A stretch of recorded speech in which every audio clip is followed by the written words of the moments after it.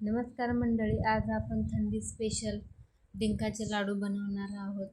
गूळ न वितळवता, पाक न बनवता हे लाडू बनवले आहेत आणि पाहू शकता लाडू एकदम मस्त खुसखुशीत असे झाले आहेत. भरपूर दिवस हे लाडू टिकतात. तर एकदम सोप्या पद्धतीने इथे मी सांगितले आहे, तर व्हिडिओ शेवटपर्यंत नक्की पहा.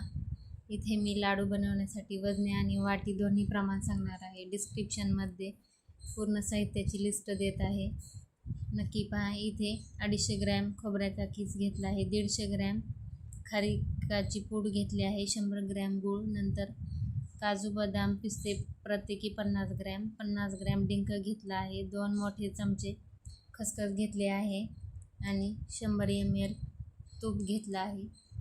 तर इथे पहिल्यांदा सर्व जिन्नस हे आपल्याला भाजून घ्यायचे आहेत. सुरुवातीला कढई गरम झाल्यानंतर इथे 2 चमचे खसखस भाजून घ्यायचे आहे. खसखस आणि खोबऱ्याचा किस कोरडाच भाजून घ्यायचा आहे. खसखस लवकर भाजली जाते. तर इथे खसखस भाजून झाल्यानंतर लगेच मी प्लेटमध्ये काढून घेत आहे.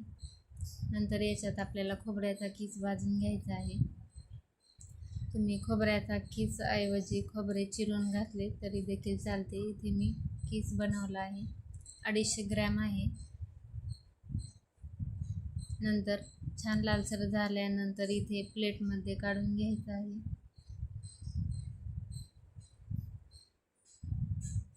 नंतर आपल्याला तुपामध्ये ड्रायफ्रूट्स छान भाजून घ्यायचे आहेत लालसर होईपर्यंत. तर इथे मी 3-4 चमचे एवढं तूप घातलं आहे. सुरुवातीला बदाम छान लालसर होईपर्यंत भाजून घेतले आहेत, ते प्लेटमध्ये काढून घेत आहे. नंतर याच्यामध्ये आपल्याला काजू छान भाजून घ्यायचे आहेत. तुम्ही तुमच्या आवडीनुसार कुठलेही ड्रायफ्रूट्स वापरू शकता. अक्रोड बेदाणेसुद्धा याच्यात तुम्ही वापरू शकता. काजू छान भाजून झाल्यानंतर मी इथे पिस्ते भाजून घेत आहे, ते सुद्धा एका प्लेटमध्ये काढून घेतले आहे. नंतर आपल्याला डिंक तळून घ्यायचा आहे.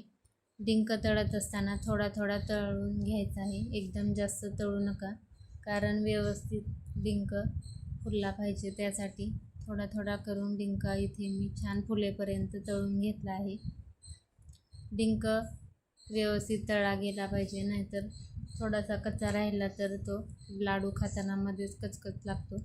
नंतर इथे मी खारीक पूड भाजून घेत आहे. ही पूड मी घरीच बनवली आहे. जर तुमच्याकडे उन्हाची सोय नसेल तर उन्हात न वाळवता खारीक पूड कशी बनवायची याचा सुद्धा व्हिडिओ मी चॅनलवर अपलोड केला आहे, नक्की पहा. किंवा तुम्ही बाहेर विकत मिळते ती सुद्धा खारीक पूड वापरू शकता. इथे सर्व जिन्नस आता थंड झाले आहेत. सुरुवातीला मिक्सरच्या भांड्यामध्ये खारीक मी खसखस बारीक करून घेतली आहे. नंतर त्याच्यात डिंक बारीक करून घेत आहे. खसखस आणि डिंकाचं मिश्रण मी इथे ताटामध्ये काढून घेतलं आहे. नंतर याच्यात आपल्याला ड्रायफ्रूट्स बारीक करून घ्यायचे आहे. तर इथे मी सर्व ड्रायफ्रूट्स एकत्रच केले आहेत. तर 2 बॅचमध्ये इथे मी ड्रायफ्रूटसुद्धा व्यवस्थित असं बारीक करून घेतले आहेत. नंतर आपल्याला याच्यात खारीक पूडसुद्धा एकदा मिक्सरला फिरवून घ्यायचे आहे. इथे मी लाडू बनवताना साखरेचा वापर करणार नाही व गूळ वितळूनसुद्धा घेणार नाही, पाकसुद्धा बनवणार नाही. फक्त इथे मी गूळ चिरून घेतला आहे. खारीकसुद्धा मिक्सरला फिरवून घेतली आहे. नंतर खोबऱ्याचा किस आपल्याला मिक्सरमध्ये घालून तो सुद्धा बारीक करून घ्यायचा आहे. एकदम सोप्या पद्धतीने गूळ न वितळवता हे लाडू बनवून तयार होतात. तुम्ही सुद्धा एकदा नक्की ट्राय करा. पहिल्यांदा जरी लाडू बनवले तरी सुद्धा एकदम खुसखुशीत होतात. सर्व खोबऱ्याचा किस इथे मी मिक्सरला फिरवून घेतला आहे. हे ताट थोडंसं छोटं पडत आहे, त्यामुळे मी हे सर्व आता एका मोठ्या ताटामध्ये ट्रान्सफर करून घेत आहे. नंतर याच्यामध्ये आपल्याला गूळ मिक्स करायचा आहे.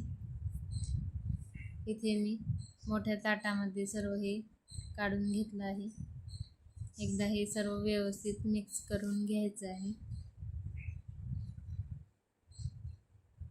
आता याच्यात गूळ घालून आपल्याला आणखी एकदा मिक्सरला फिरवायचं आहे. त्याच्या आधी इथे मी 1 चमचा वेलची जायफळ पूड घातले आहे व गूळ घालून हे एकदा सर्व एकजीव करून घेत आहे. गूळ या मिश्रणामध्ये व्यवस्थित मिक्स व्हायला पाहिजे, त्यासाठी आणखी एकदा हे सर्व आपल्याला मिक्सरला थोडं थोडं करून फिरवून घ्यायचं आहे. इथे मी या ताटामध्ये साईडला काढून घेतलं आहे. सर्व थोडं थोडं मिक्सरच्या भांड्यामध्ये घालून बारीक करून घेतलं आहे. आता हे छान सर्व एकजीव झालं आहे. आता मिक्स करून इथे लाडू वळून घेऊयात. तर पाहू शकता सहज आपला लाडू वळला जात आहे.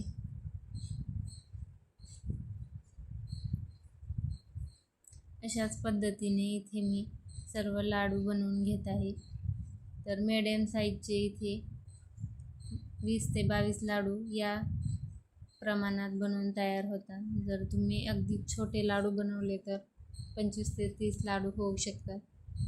तर पाहू शकता इथे मी मीडियम साईजचे लाडू बनवले आहे, जास्त छोटे व जास्त मोठेही नाही. तर अशा पद्धतीने इथे मी सर्व लाडू बनवून घेतले आहेत. व्हिडिओ आवडला असल्यास प्लीज व्हिडिओला लाईक करा, जास्तीत जास्त शेअर करा व चॅनलला सबस्क्राईब करा. भेटूया अशाच एका नवीन व्हिडिओसोबत. धन्यवाद.